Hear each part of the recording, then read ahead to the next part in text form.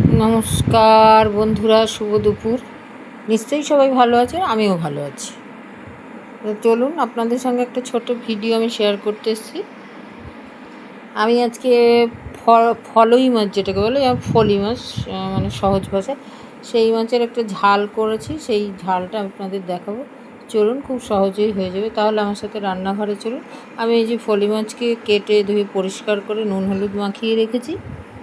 তারপরে আমি কড়াইয়ে সর্ষের তেল দিয়ে এই যে ভেজে নিচ্ছি মাছগুলো। লাল লাল করে, লাল খুব ভাজলে খারাপ লাগবে, একটু নরম নরম লাগলে এই মাছ ভালো লাগে। ভেজে কড়াইয়ে জিরে ফোড়ন দিয়ে ওই তেলে তারপর আমি মশলা হিসাবে একটু পেঁয়াজ, টমেটো, জিরের গুঁড়ো, ধনের গুঁড়ো, একটু ঝাল লঙ্কার গুঁড়ো, কাঁচা লঙ্কা, আর তার মধ্যে নুন হলুদে একবারে পেস্ট করে নিয়েছি। এরকম পেস্ট করে নিলে ভালো হয়। তারপর তেলে দিয়েছি। এবারে যে কষা হয়ে গেল, তখন ভাজা মাছগুলো দিয়ে একটু নেড়ে চেড়ে এই যে আমি একটু জল দিয়ে দিলাম। জলটা খুব কমই দিতে হবে, কারণ শুকনো শুকনো কষা কষা হবে।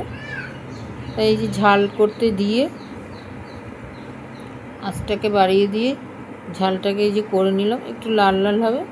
এই মাছ কিন্তু শরীরের পক্ষে ভীষণই উপকারী, কারণ এই মাছ খেলে, জ্যান্ত জ্যান্ত খেলে একটু শরীরে রক্ত হয়। এই যে করে তারপর আপনাদের সাথে একটু কথা বলতে এলাম।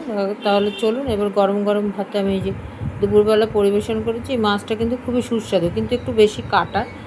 তাহলে আপনারা করে খেয়ে আমাকে জানাবেন কমেন্টে। আমার চ্যানেলটাকে সাবস্ক্রাইব করুন, শেয়ার করুন। দেখা হচ্ছে